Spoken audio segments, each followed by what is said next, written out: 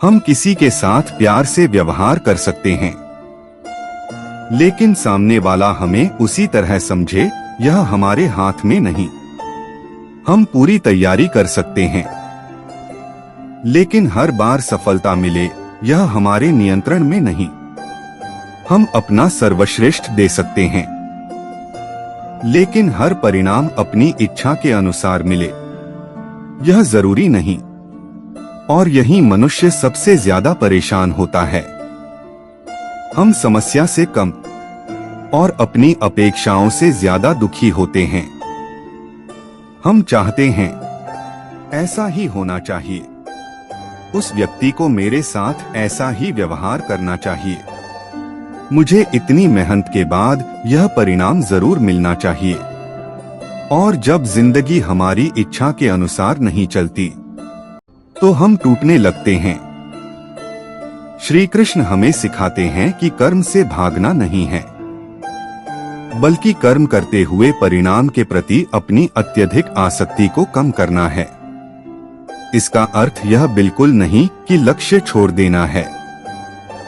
इसका अर्थ है पूरी मेहनत करो, लेकिन अपने मन की शांति को केवल परिणाम के भरोसे मत छोड़ो, क्योंकि अगर आपकी खुशी सिर्फ सफलता पर निर्भर है, तो असफलता आपको तोड़ देगी। अगर आपकी खुशी सिर्फ दूसरों की प्रशंसा पर निर्भर है, तो आलोचना आपको परेशान कर देगी। अगर आपकी शांति केवल परिस्थितियों पर निर्भर है, तो परिस्थितियां बदलते ही शांति भी चली जाएगी। इसलिए श्री कृष्ण अर्जुन को भीतर से मजबूत बनाना चाहते हैं, और फिर वे बताते हैं कि उन्हें कैसा भक्त प्रिय है। वह भक्त जो किसी से द्वेष नहीं करता, जो सभी के प्रति मित्र भाव और करुणा रखता है। अब इसे अपनी जिंदगी से जोड़कर देखिए। कभी किसी ने आपको दुख पहुंचाया होगा, शायद किसी दोस्त ने आपका भरोसा तोड़ा हो, किसी अपने ने आपकी बात को गलत समझा हो, किसी ने आपके बारे में ऐसी बात कही हो जो सच भी न हो, और मन ने तुरंत कहा होगा, अब मैं भी इसे जवाब दूंगा। लेकिन यहीं एक फर्क पैदा होता है। गुस्सा आना स्वाभाविक हो सकता है, लेकिन गुस्से के अनुसार काम करना हमेशा जरूरी नहीं। आपके पास एक चुनाव होता है, आप तुरंत प्रतिक्रिया दें या एक पल रुकें, सोचें और फिर निर्णय लें। कभी कभी सबसे बड़ी ताकत यही होती है कि हमारे अंदर जवाब देने की क्षमता होते हुए भी हम गलत तरीके से जवाब न दें। श्री कृष्ण के प्रिय भक्त के भीतर करुणा होती है। करुणा का अर्थ यह नहीं कि आप हर गलत व्यवहार को स्वीकार कर लें। इसका अर्थ है कि आपके मन में अनावश्यक घृणा न बढ़े। आप अपनी सीमा भी तय कर सकते हैं, और फिर भी किसी के लिए अपने भीतर लगातार विष न पालें, क्योंकि अंत में सबसे ज्यादा नुकसान उस व्यक्ति को नहीं, आपके अपने मन को होता है। जब हम किसी से नफरत करते रहते हैं, तो वह व्यक्ति हमारे सामने न होते हुए भी हमारे विचारों में मौजूद रहता है। हम बार बार उसी घटना को याद करते हैं, फिर गुस्सा आता है, फिर वही बात सोचते हैं, और इस तरह दूसरा व्यक्ति हमारे जीवन से चला भी जाए, फिर भी हमारे मन में बना रहता है। भक्ति हमें इससे मुक्त होने की दिशा दिखाती है। फिर श्री कृष्ण कहते हैं कि उनका प्रिय भक्त अहंकार से दूर रहता है। अहंकार बहुत चुपचाप हमारे जीवन में आता है। कभी हम सोचते हैं, मैं ही सही हूं, मुझे सब पता है, मेरी बात कोई गलत कैसे कह सकता है। लेकिन जरा सोचिए, अगर हम हर समय खुद को सही मानते रहेंगे, तो हम सीखेंगे कब? कभी कभी यह स्वीकार करना कि मुझसे भी गलती हो सकती है कमजोरी नहीं, बल्कि समझदारी है। विनम्रता का मतलब खुद को छोटा समझना नहीं। विनम्रता का मतलब है अपनी अच्छाइयों के साथ साथ अपनी कमियों को भी देख पाना। और शायद इसी वजह से सच्ची भक्ति इंसान को केवल धार्मिक नहीं बल्कि बेहतर इंसान बनाने की कोशिश करती है। अब श्री कृष्ण एक और बहुत महत्वपूर्ण बात कहते हैं। उन्हें वह भक्त प्रिय है जो सुख और दुख में संतुलित रहता है। लेकिन इसका मतलब यह बिल्कुल नहीं कि भक्त को दुख नहीं होता।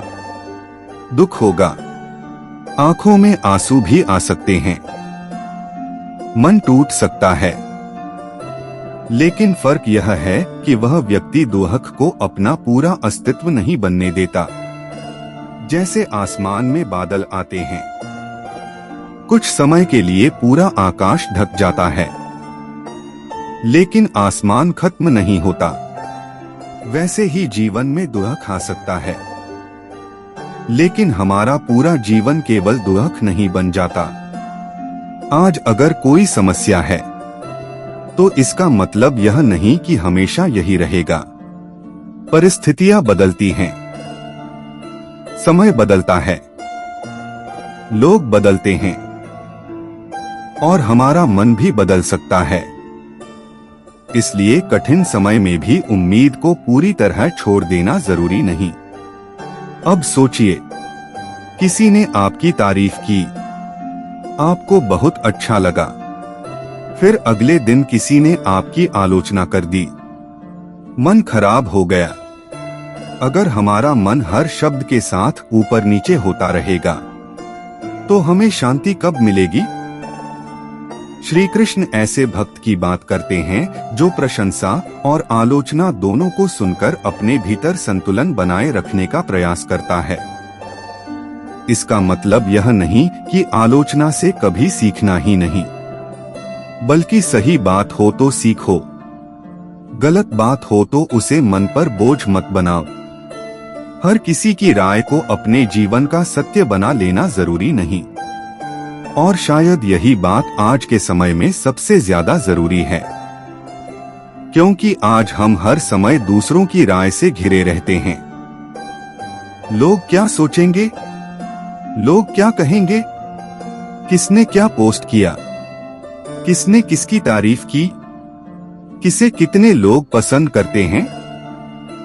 और धीरे धीरे हम अपने जीवन की कीमत दूसरों की प्रतिक्रिया से तय करने लगते हैं। श्री कृष्ण हमें भीतर की ओर देखने को कहते हैं। अपने कर्म को देखो, अपनी नियत को देखो, अपने व्यवहार को देखो और फिर खुद से पूछो, क्या मैं सही दिशा में आगे बढ़ रहा हूं? अगर जवाब हाँ है तो हर व्यक्ति की स्वीकृति जरूरी नहीं। अब एक बात और, कई बार हम सोचते हैं कि भक्ति का मतलब है कि हमारी जिंदगी में समस्याएं नहीं आएंगी, लेकिन गीता ऐसा वादा नहीं करती। अर्जुन के सामने भी समस्या थी, बल्कि बहुत बड़ी समस्या थी। फिर भी श्री कृष्ण ने उन्हें जीवन से भागने का रास्ता नहीं बताया। उन्होंने उन्हें अपना कर्तव्य निभाने के लिए प्रेरित किया। यही भक्ति का एक बहुत सुंदर रूप है। भक्ति का मतलब जिम्मेदारियों से भागना नहीं। भक्ति का मतलब है जिम्मेदारी निभाते हुए अपने मन को ईश्वर से जोड़ना। आप विद्यार्थी हैं तो ईमानदारी से पढ़िए। आपके ऊपर परिवार की जिम्मेदारी है तो उसे प्रेम से निभाइए। आप कोई काम करते हैं तो उसे पूरी निष्ठा से कीजिए। और जब चीजें आपके हिसाब से न हो तो खुद से कहिए, मैंने अपनी तरफ से पूरी कोशिश की है। अब जो मेरे हाथ में नहीं है उसे लेकर मैं खुद को क्यों तोड़ूं? शायद यही वह जगह है जहां गीता हमारे जीवन में उतरती है, क्योंकि किताब में लिखा ज्ञान तब तक केवल ज्ञान है जब तक वह हमारे व्यवहार में नहीं आता। एक छोटी सी बात सोचिए, अगर कोई व्यक्ति रोज मंदिर जाता है, बहुत पूजा करता है, बहुत मंत्र बोलता है, लेकिन घर आकर छोटी सी बात पर अपने परिवार को दुख देता है, तो हमें खुद से पूछना चाहिए, क्या उसकी भक्ति उसके व्यवहार में दिखाई दे रही है? क्योंकि अगर भगवान को याद करने के बाद भी हमारे अंदर करुणा नहीं आती, अगर हमारी पूजा के बाद भी हमारा अहंकार कम नहीं होता, अगर प्रार्थना के बाद भी हम दूसरों के लिए घृणा से भरे रहते हैं, तो शायद हमें अपनी भक्ति को और गहराई से समझने की जरूरत है। भक्ति केवल हाथ जोड़ने का नाम नहीं, भक्ति मन को बदलने की यात्रा भी है। एक व्यक्ति मंदिर में जाकर भगवान से कहता है, मुझे सुख दीजिए, लेकिन शायद भक्ति धीरे धीरे उसे यह सिखाती है, हे भगवान, मुझे हर परिस्थिति में सही तरीके से जीने की शक्ति दीजिए। मुझे सफलता मिले तो अहंकार न हो, मुझे असफलता मिले तो मैं टूटूं नहीं, कोई मुझे दुख दे तो मैं नफरत में न जलूं, मुझसे गलती हो तो मैं उसे स्वीकार कर सकूं, और जब जीवन मेरे मन के अनुसार न चले तब भी मेरा विश्वास बना रहे। यही भक्ति को गहराई देता है। अब एक बार फिर उस रथ पर लौटते हैं। अर्जुन के सामने अभी भी वही युद्ध भूमि है, लेकिन बातचीत के साथ कुछ बदल रहा है। बाहर का युद्ध अभी शुरू नहीं हुआ, लेकिन अर्जुन के भीतर का भ्रम धीरे धीरे कम हो रहा है, क्योंकि श्री कृष्ण उन्हें केवल युद्ध के बारे में नहीं बता रहे, वे उन्हें जीवन जीने का तरीका बता रहे हैं। अर्जुन ने पूछा था, कौन श्रेष्ठ है? और श्री कृष्ण का उत्तर धीरे धीरे एक और गहरी बात तक पहुंचता है। सवाल केवल यह नहीं कि तुम किस रूप की पूजा करते हो, सवाल यह है कि तुम्हारा मन कैसा बन रहा है, तुम्हारे कर्म कैसे हैं, तुम दूसरों के साथ कैसा व्यवहार करते हो, सुख मिलने पर तुम कैसे बदलते हो, दुख मिलने पर तुम कैसे संभलते हो, और जब चीजें तुम्हारे नियंत्रण में नहीं होती तब तुम क्या करते हो? यही कारण है कि 12वां अध्याय इतना सुंदर है। यह हमें भक्ति का बाहरी रूप नहीं, उसका भीतर का अर्थ समझाता है। भक्ति का अर्थ है प्रेम, भक्ति का अर्थ है श्रद्धा,